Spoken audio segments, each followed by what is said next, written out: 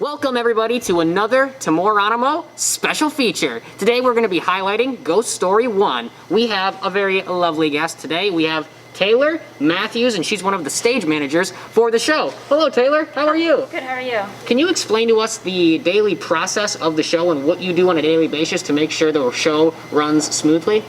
So I get here before the cast and crew arrive. I make sure everything's unlocked and ready to go.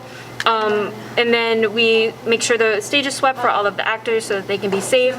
We make sure everything is up to it's gonna run okay. And then we, during the show, I call the cues so that we have all the projections and lights and video during our show. Sorry, lights, sound, and video during our show. We make sure that all of that is called exactly when it should be.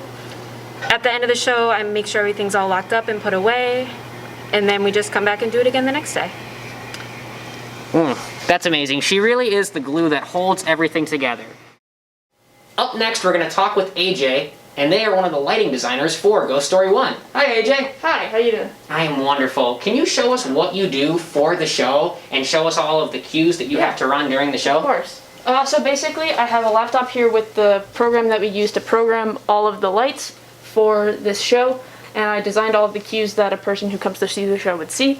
Basically, all I do to operate, though, is I receive a cue on the headset from our stage manager, and I press the spacebar, which is the go button and makes the cue actually execute itself.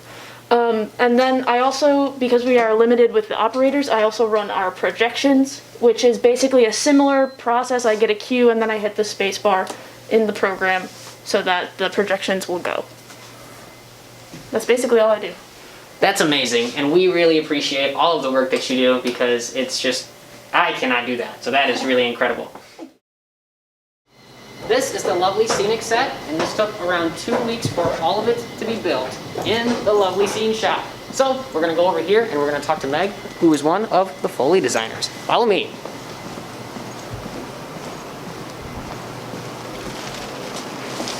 Knock, knock, knock. Can we come in? Yeah, of course. Hello. Hi. Hi, Meg. How are you doing today? I'm doing well, how are you? I'm doing great. Can you talk to us about what you do specifically for Ghost Story 1 during the show? Yeah, sure. So during Ghost Story 1, I help to make some spooky sounds, like on this little switchboard here. I can turn on a grinder that's over in rigging storage, and then a chop saw that's out there in the playing space.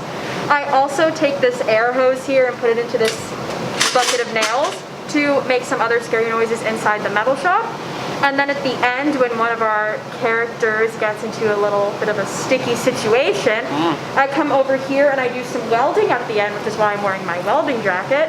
And I have about 15 to 20 seconds to get off my headset and get all my welding gear on to get ready to go at the end. Wow, you really are just a jack of all trades for this show, aren't you? Oh my gosh, that's amazing. 3, 2. We are now entering the abandoned warehouse of Hungarian immigrant Rose Barrows.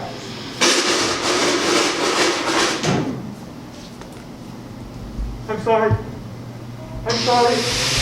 I'm sorry.